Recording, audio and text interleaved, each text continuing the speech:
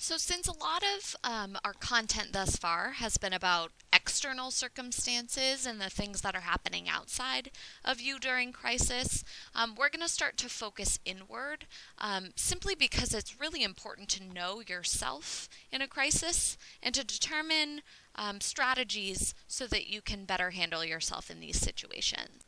So, before we really look into your specific reactions to crisis, let's look at humans in general. So, there are two kind of main reactions, typical reactions to crisis. The first is the anxious or nervous response, and that's typically characterized by running away from the situation. The second is to get really angry or upset, and that is to kind of combat the situation head on with fighting. The third is just a combination of the two. All three of these responses are extremely typical, and they're actually natural reactions that occur from our brains. So when we face a reaction to a crisis, it's really easy to sit back and judge ourselves for our response. The reactions that we have in times of crisis are natural reactions to a heightened situation. They actually come from the amygdala, which is also known as the lizard brain, and this is actually the oldest part of our brain.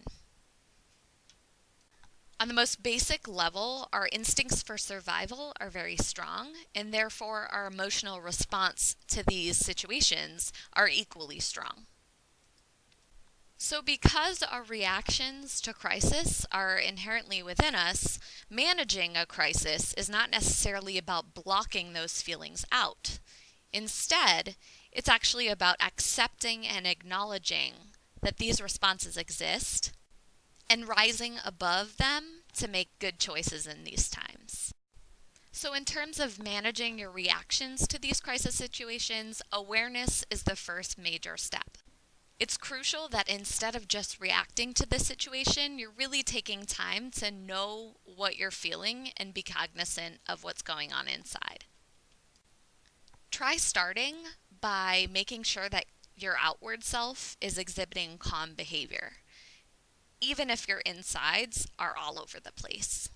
By doing this, you can take some time to seek inner calmness while not escalating the situation. Additionally, make sure that you're reminding yourself that this is about the child in crisis. This is not about you. And hopefully that puts things into a bit of perspective.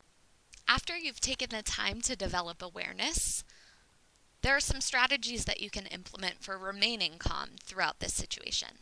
The first of those strategies is just to breathe. One helpful suggestion that I have is to internally in my head count those breaths in order to regulate.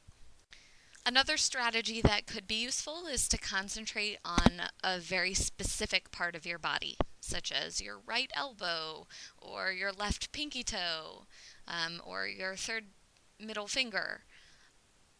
Focusing on a specific sensation might help remove and calm yourself from the situation.